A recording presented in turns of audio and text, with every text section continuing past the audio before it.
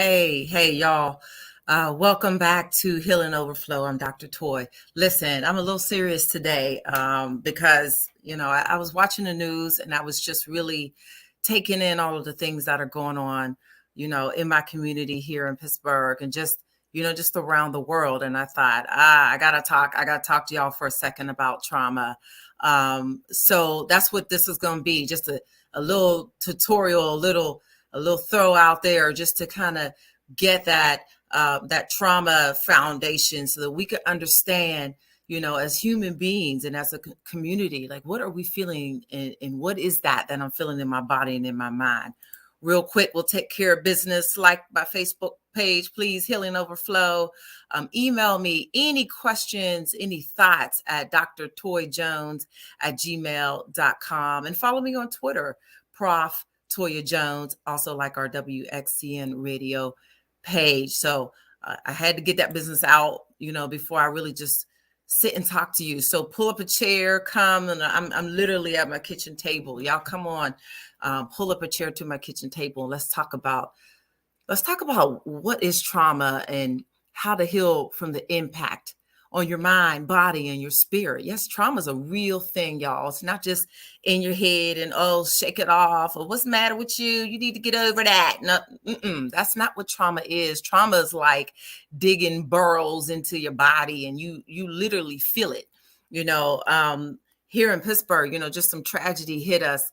A young man by the name of Marquise Campbell was killed in front of his school. It's just a 15-year-old kid. And just situations like this happen all over, a Black boy. And it hit me, that's my son's age. And that really, I felt that in my body, y'all. And I felt it in my chest and I felt it in my arms, and I stiffened up, and in my stomach even, got queasy. Just hearing about the death of young people, it's not right. And something registers in our head. No, we're supposed to go before them. What is our teenagers doing dying in the street? And I thought, well, you know what? I'm a trauma therapist. I'm a trauma expert. If I'm feeling these symptoms in my body, this is happening to my people out there. This is happening to my viewers. This is happening to y'all. And so I feel like, I gotta really talk about this and share this. And so this is what this whole broadcast is about. So I just want to say, I also read this article in USA Today, and it just really matched up with a lot of my thoughts over the last couple of days. It's called Trauma Isn't Just Psychological. It can impact your body too. So that was USA Today, and I'll provide the link in a little bit, but it'll also be on my Healing Overflow Facebook page. So there you go. There's the link if you want to read it, or just go on Healing Overflow Facebook page, like I said, and go ahead and read that. But a lot of things that they talked about, I see as just being in the trauma field for over 20 years now, just working with survivors of trauma. And there's just so many things that I wanted to add to that's not in the article. So I want you to know that there's always a precipitating event. What does that mean? That's kind of therapy talk, but what does that mean? That means a messed up thing happens to a person just minding their own business, nothing that they did wrong most of the time. And something jacked up happens, right? And it's called a traumatic event. So this event or a series of events has to happen in order for a person to be traumatized. Now, you all heard about PTSD, post-traumatic stress syndrome. A lot of times it's paired up with our vets, and they say, that's what veterans get. Well, you know what? Our communities are sometimes war zones, y'all, and we get PTSD, and we don't all the time have PTSD, but we get trauma symptoms. So just because you have trauma symptoms, and I'm going to share with you also what these trauma symptoms are, just because you say, oh, shoot, Dr. Toy, I got some of these trauma symptoms, doesn't mean you have PTSD. And even if you do have PTSD, it's nothing for you to be afraid of, because guess what? You can be healed from this. There is generations and generations of trauma that have happened to us, and especially happened to our people. And it's time for us to say, you know what? It's healing time. Okay. We don't have to keep carrying this on time after time, generation after generation, and passing it down to our children so that they have this, generational trauma. That's not what we're going to do. Okay, so let me just explain a little bit about trauma. So you got that. There's a precipitating event, right? That's how I talk to my class. So y'all my class right now. There's a precipitating event. There's a traumatic event that happens. Then my brain takes in all of that information about what happened to me through my five senses. Remember, your smell, your eyesight, your taste, and okay, right? Now all of this information is being laid down in my brain. Okay. While this is happening, we have different parts of the limbic system. So the limbic system is just like the emotional control center of the brain. It's part of the brain that determines how we feel about an experience and how we're going to react. And so there are different structures within the limbic system. So you have the amygdala and the hippocampus and the hypothalamus. Okay, so these are just terms, and I kind of like learning about the brain, so I just figured you would like to learn about it too, right? But the amygdala is like an alarm. It's a smoke detector. It sounds the alarm, and the brainstem, which is our reptilian part of our brain, is the oldest part of the brain, sends a signal to the amygdala. So I like to call the brainstem like the Secret Service. And it's like, oh, shoot, we got a problem. Uh-oh, there's a problem over there. It sends a signal to the amygdala. And I always call amygdala Amy, and she's like taking down notes. And she's like, oh, snap, there's some stuff going down. So she sends out the alarm to the rest of the brain. And what happens is our brain then begins to store the memory in the hippocampus. But trauma brain it's sporadic. It's not linear memory. So picture a puzzle that's 1,000 pieces or something, and you drop it on the ground, and you're like, oh, shoot, I don't know where the puzzle pieces go. That's trauma memory. So a lot of times survivors of trauma will have memory that pops up out of nowhere, and it's triggered. We call them triggers in trauma. Anything can trigger. And y'all heard from our guest last week, Valerie Dixon, talk about oatmeal. Going down an oatmeal aisle was a trigger for her. Any sight, taste, smell, anything like that can be a trigger. And so all this information is being communicated in the brain. And the hypothalamus, which is that emotional part of the brain, says, this is how we're going to react. The brain says we're going to fight, flight, or freeze. Here's the thing about the brain. The brain says the prefrontal lobe or the neocortex, we're going to shut that down. So I call that the executive director of your brain. It shuts down. It's limited in its ability to function. And so all of those executive decisions, like what should I do next? If you've ever experienced a trauma and people say, why didn't you scream, girl? Why'd you fight? I would have did this. I would have said, well, I don't know why you... And you get all of this criticism, and hindsight is 2020. Let me tell you, it's because your brain said, that prefrontal lobe said, no thanks, I'm going to check out of here. And you literally couldn't make those executive decisions about what to do. All that reasoning and the next steps and all that kind of stuff, that was gone, and that's not your fault. And so I explain this so much to my sex assault survivors and my physical assault survivors in particular. You didn't have a choice. You were on automatic pilot. So this whole system and all this stuff is happening in your brain, but it's automatic. It really is like you're not thinking about it. Just like we don't think about breathing and blinking, it's part of the autonomic nervous system. And so you are automatically going into fight, flight, or freeze. So what are those symptoms look like?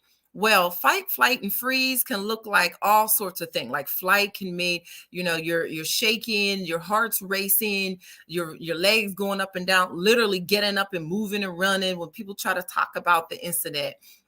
And there's so many more. And I'll share that on my Facebook page, the Healing Overflow Facebook page, about the symptoms of trauma. Okay. And then you have like the fight. Well, that, we got our young people in school banging like Bloods and Crips, y'all, like banging just anything you say. You scuff my shoe, you looked at me wrong. I work with the incarcerated population as well. And they get into all kinds of fights because that person actually looked like the abuser. And so they jumped on them because that part of the brain said, that ain't going to ever happen again to you. You're going to defend yourself, right? And then the freeze response is a lot what I see in my sex assault survivors, where I didn't fight. I didn't scream. I didn't do nothing. I shut down, and my body literally felt like it was stiff as a board.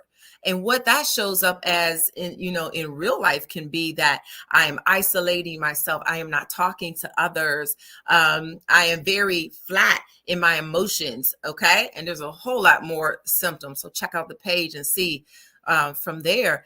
And what happens is this starts to then manifest in your body, because this is adrenaline and cortisol and all these stress hormones happen in your body. And your body's like, what do I do with all of this stuff? Guess what? It don't go away. It doesn't just like leave on its own. Like, okay, I had enough time, space in their body. I'm just going to walk out now. It has to go somewhere. And so sometimes it can manifest itself in your body, and that can look like, oh, all kind of stuff. Now I got digestive issues. Now I can't, go to the bathroom. I keep going, or I want to throw up, or, feel nauseous. I have headaches. I can't get out of bed because my body is hurting. I remember having clients like homicide survivors and sex assault survivors that their bodies were aching because that stress hormone builds up in your muscles and you are clenching down like this most of the time and most of the day. And so what do? You got to have a release that has to get out of your body.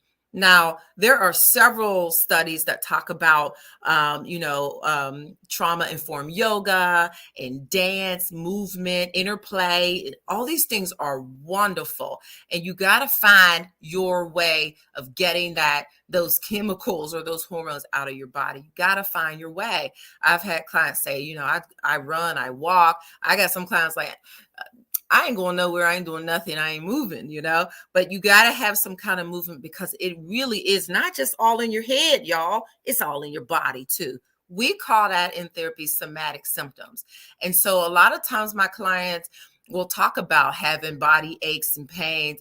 My kid clients will talk about, their parents are taking them to the doctors and they can't find anything. They can't diagnose them with anything. But they know, I'm not making this up. It's in my body. I feel this pain, or I feel this nausea and this discomfort.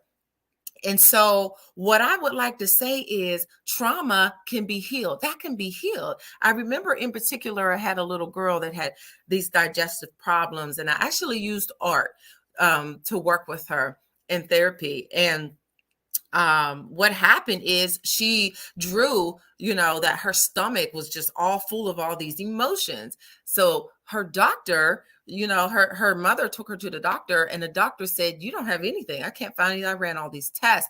Once we were able to really look at the picture that she drew, we could see that all of her sex assault trauma was in her tummy. And that's why she had digestive problems and nausea. So from that point, we were able to treat the trauma. And guess what? The somatic symptoms, or the body symptoms, decreased and went away. That trauma can be healed, y'all. And that's why I do these videos, these podcasts, because I need to just get this word out that you don't have to suffer. You don't deserve that. You didn't deserve what happened to you. And so trauma needs to be healed in your body today, moving forward. And as you continue to heal, guess what? It trickles and drips on everybody around you.